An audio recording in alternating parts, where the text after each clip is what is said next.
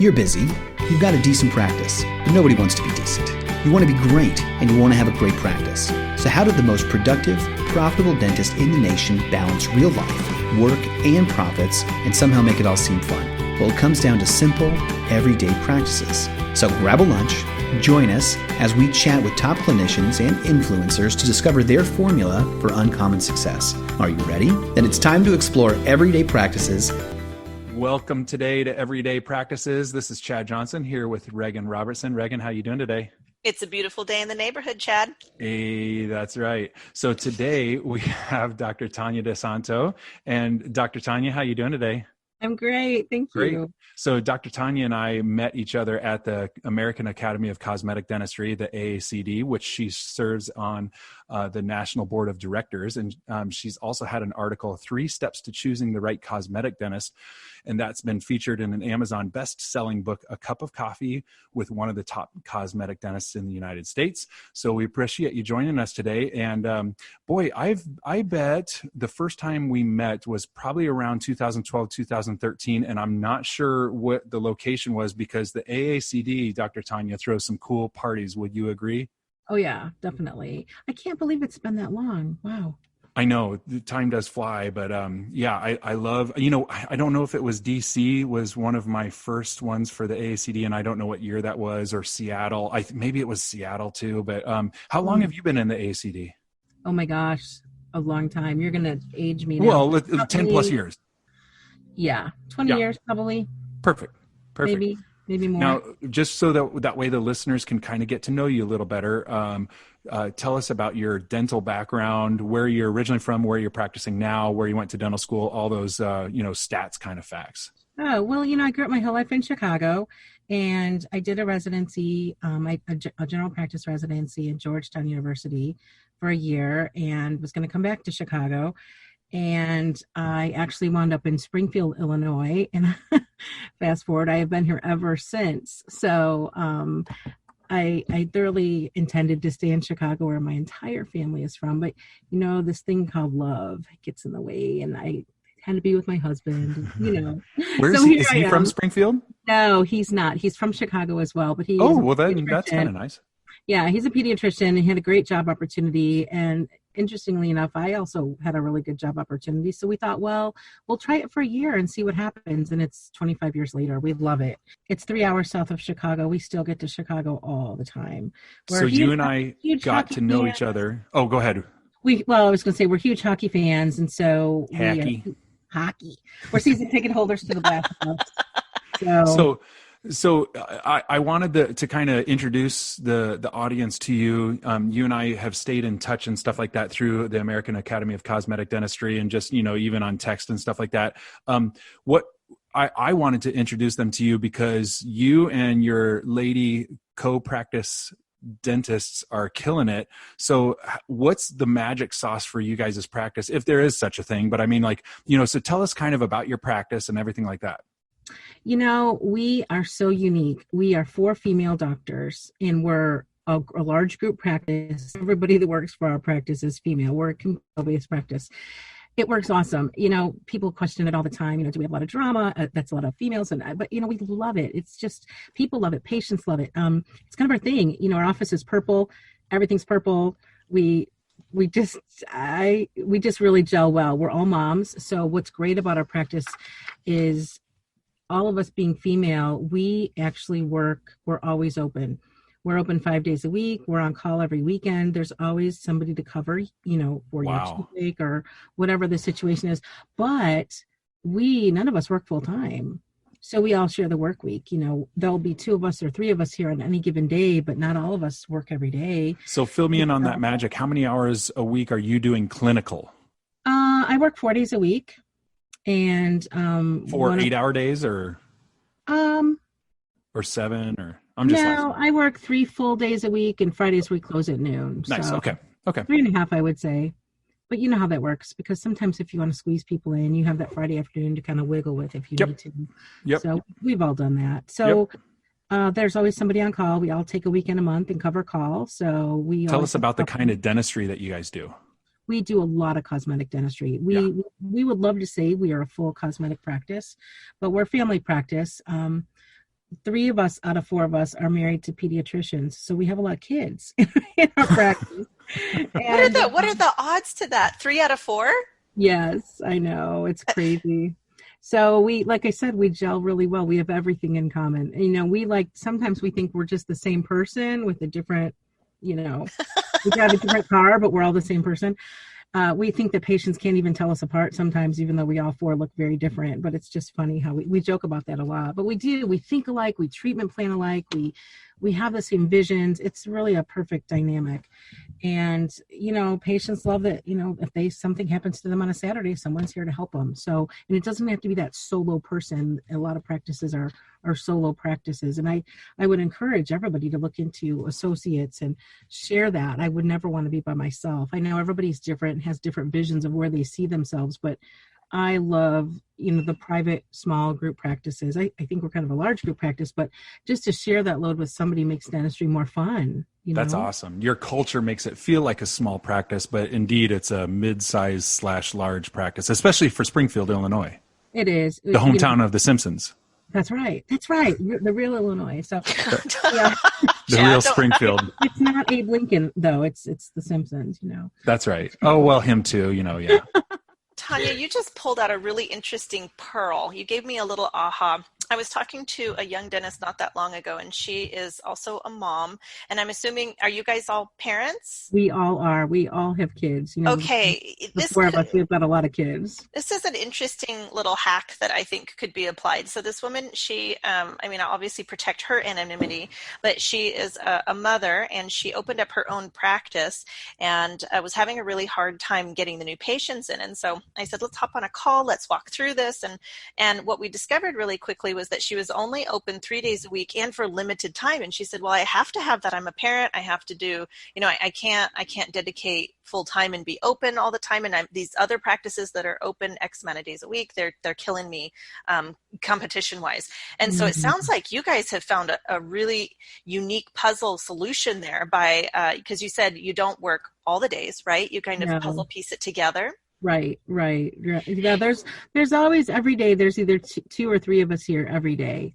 So there is a slotted person of the 4 of us that has 1 day off, that day off per week. So do you share patients? So that's a really good question. Yes and no. We all have patients that want to see just us, whether they're our friends or, maybe they're our children's teachers or, somebody that really requests just a certain person. But so many people, and just as the way the world works, I think a long time ago, the culture in dentistry has changed so much in the last 10 years. We all know that. And I do think that, once upon a time, people were just adamant whether they were going to see myself or my partner. They had their person. Mm-hmm. But life is so busy, and when they want something done and they trust any of us, I want to say that, they really want to see me, but they don't. They'll see any of us. It's true. Well, you're wise enough to admit that. Seriously, the people that can't admit that to themselves, no, these people need to see me. It's like, well, there's always those few, but by and large, people are actually really cool with just getting it done. I'd put my mom in that category. She's a little bit old school, and she just recently switched dentist and said, and sent me a text, and it said, call me. I want to talk to you about my doctor appointment experience. And I was like, oof, it's interesting because we read tonality into text, which could be positive, it could be negative. So I called her thinking, I'm going to get a, bad story about this dentist. And what she told me was, she said, I went and saw my doctor, and it wasn't him. It was his wife that saw me. And I was like, really? And how did that feel for your procedure? And she said, well, I wasn't sure. And it turned out to be really great. And I had a wonderful time, and it was no problem at all. Wow. No problem at all.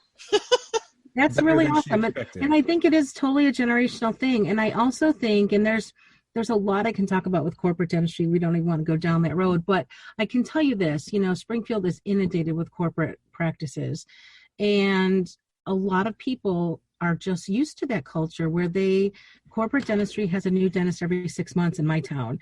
So they're used to they come from a corporate practice to us, for instance, they're already used to seeing so many different dentists. So to them, whether they see me one day or my partner the next day, that's already taught to them.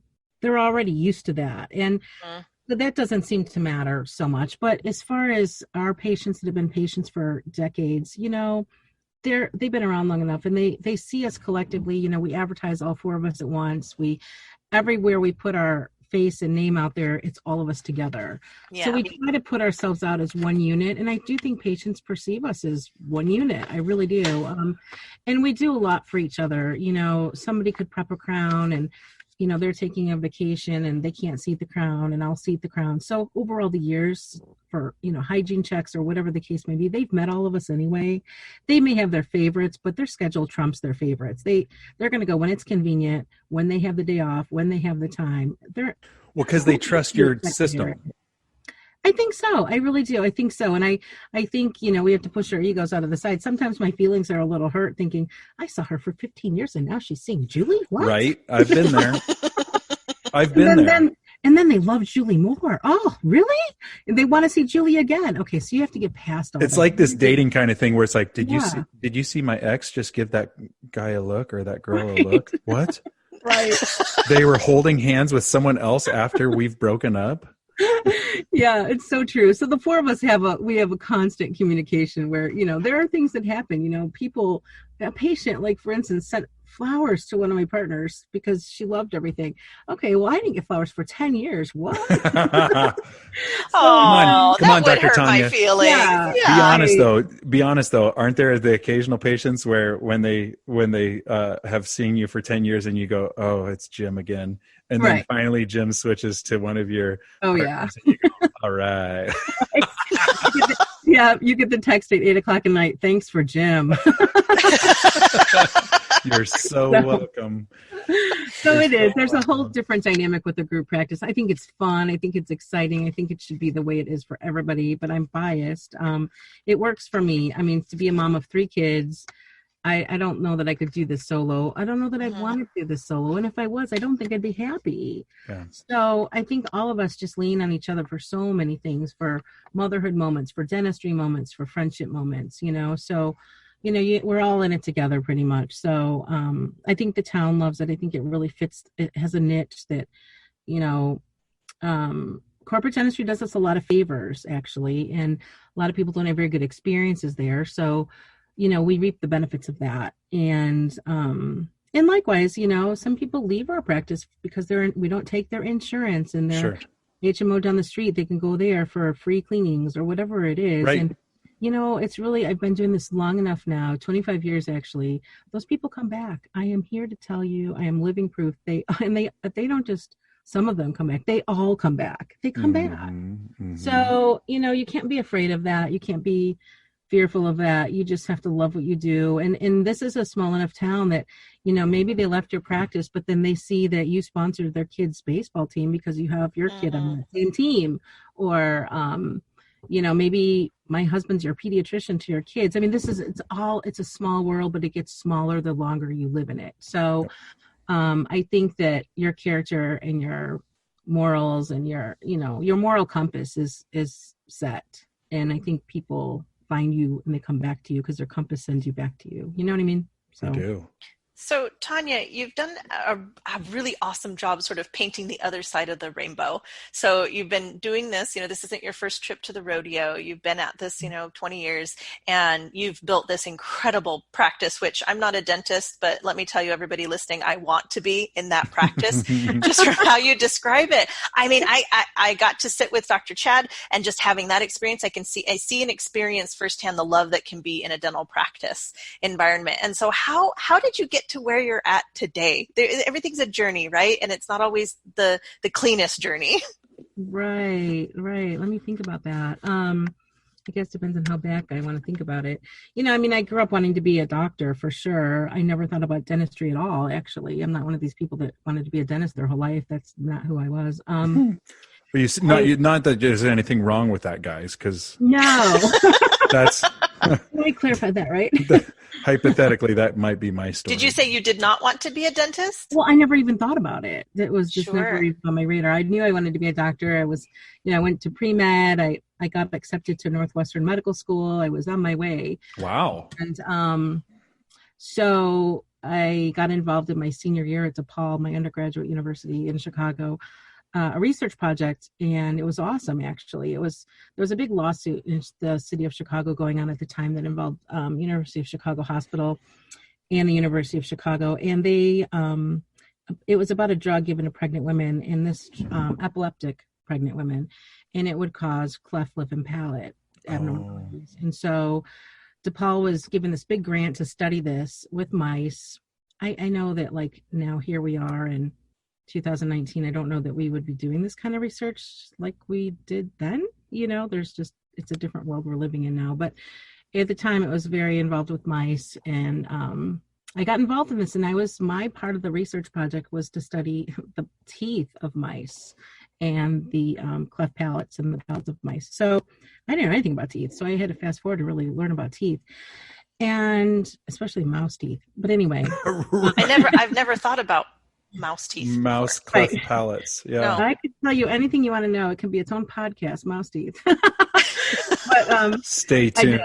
Right. So then it clicked one day. I thought, wow, because, I wanted to be an emergency room physician because I wanted to be a mom. I wanted to have a family. I didn't really want to be married to a hospital. I kind of liked the shift work idea. But then I got involved in, dentistry is my thought. And I loved it. And I really, really wanted to do this. Like, it's all I thought about for a month. And I just thought, this is it. I mean, the light bulb went on. So then what? Because I'm in my senior year at DePaul, and, I'm going to Northwestern Medical School. That's already what's happening. So I talked to my counselor. I took the DAT just like in 2 weeks with no studying, but I had just taken the MCAT. So I thought maybe there will be some crossover. Right. And it kind of was in a way, but got my application into Northwestern Dental School, got an interview, and I knew when I was interviewing, they thought, what is this woman doing? Because she's going to medical school. Now she's going to dental school. So anyway, I did get on the waiting list to the dental school because it was pretty late in the game. And come summertime, there was a spot for me. So I went off to dental school. It was pretty quick. All this happened this change happened in about 4 months. So I went to dental school, and here I am. So it was a great moment for me. It was the best decision. I love it.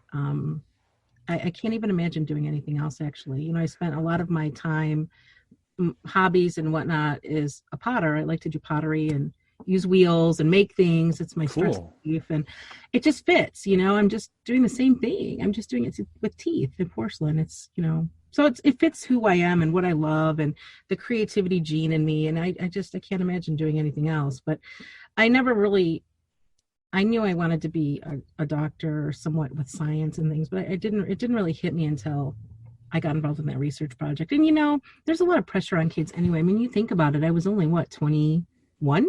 Right. 22? I mean, there's an enormous amount of pressure put on kids these days to know what they want to be. I mean, how do you really even know? So, that was tough. So, but it was the right decision for me. My daughter told me when she was 11, she just turned 12 this last weekend, and she was working on a journal. And I said, "What are you working on?" And she goes, "Oh, I'm coming up with ways that I'm going to make money when I'm older." Oh, I'm going to make money. Yeah, and it actually made me. I mean, she was having fun, but it was sad to me because I thought she already knows she's gonna. I don't want her to have this in the grind mindset.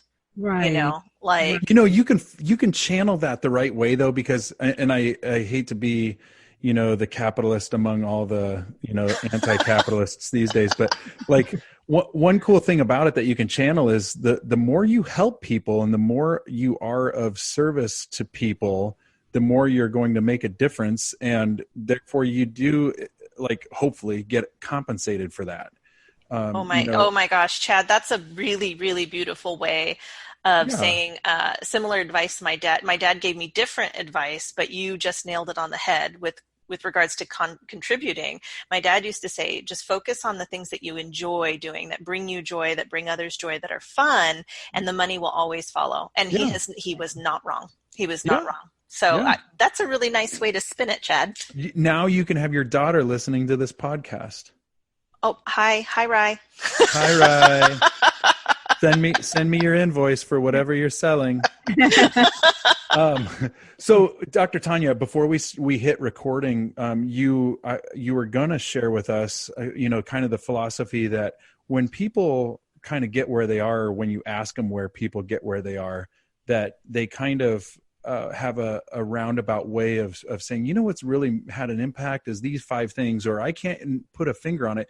You said, well, just wait until I can share with the group. You had an idea about something that was more pivotal in your career. What was that?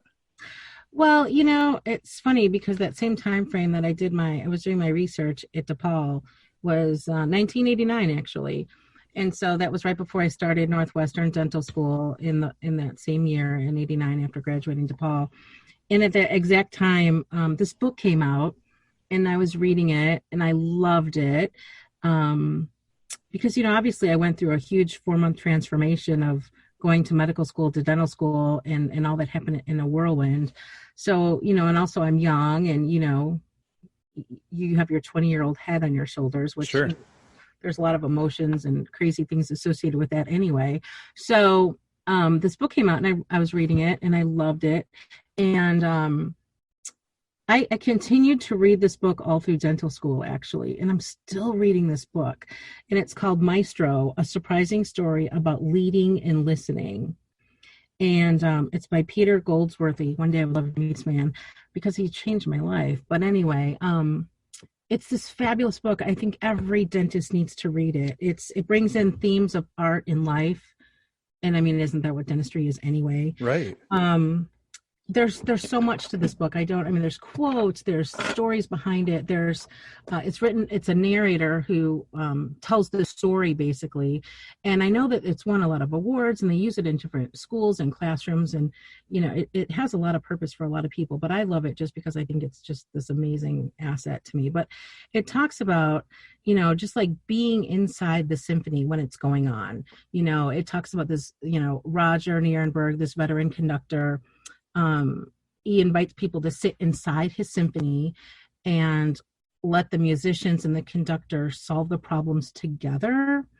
It sounds a little hokey, but it is just so good. It inspires the way you think and the way you lead. Like, for instance, I'm trying to think of an example. So the maestro doesn't micromanage, but he encourages others to develop the solutions, you know? Like, there's a big difference between conducting and then trying to play the instruments all at once, or playing everyone's instrument at once. Right. Yes. Right. So the maestro helps people feel ownership of the whole piece, not just individual parts. So leads by listening. So I learned like a long time ago, like listening is the number one thing every dentist needs to do better. Listening, not prepping, not collecting, not going to CE courses, but just listening, you know? So, you know, people sense like genuine open-mindedness. And so, you know, they get defensive if, you know, you get your ideas held back, but they're more open if you're just more open-minded. But if you can just listen, and that says everything in a cosmetic dental practice, you can't deliver if you don't listen. If you put all these veneers on someone's teeth and they don't want that shape or that color or that size, you're doing it over again. You're doing it again. You have got to listen. If you take 15 minutes and you just listen, you will nail it. So you have to listen. You have to find out what people want. You know, do they want really white teeth? Maybe they don't want really white teeth. Maybe they just want, you know, to match what they've got. Maybe they like the shape of their crooked teeth. Maybe you shouldn't fix that. Or maybe they don't want veneers. They just need Invisalign. That's right. I mean, bingo. That happens sometimes. Yeah. All the time. Or they come in and they think they want really white teeth until you show them what really white teeth looks like. Toilet bowl white. Try to talk it down. Right. So people don't know. They're coming to you. You're their educator. You're their teacher. They think they know what they want, but it's your job as a dentist to teach them and educate them and get them well-versed in knowing what they want. And maybe that takes more than one visit, but you really have to listen. You really have to hear what they're saying. So you can deliver, because maybe what you're delivering isn't what you thought you were delivering. Then there's resentment. Like if the patient doesn't get what they wanted, even if it was subconsciously, they couldn't say consciously what they wanted subconsciously. If you can't extract that out by being a good listener, then they're going to resent the fact that they just paid you $1 gajillion to do something they didn't end up liking. Right. There's so much to listening. And I think that's first and foremost with anything. I mean, your new patient exam, you have to listen, because you don't even know what to teach somebody if you don't listen to what they're telling you.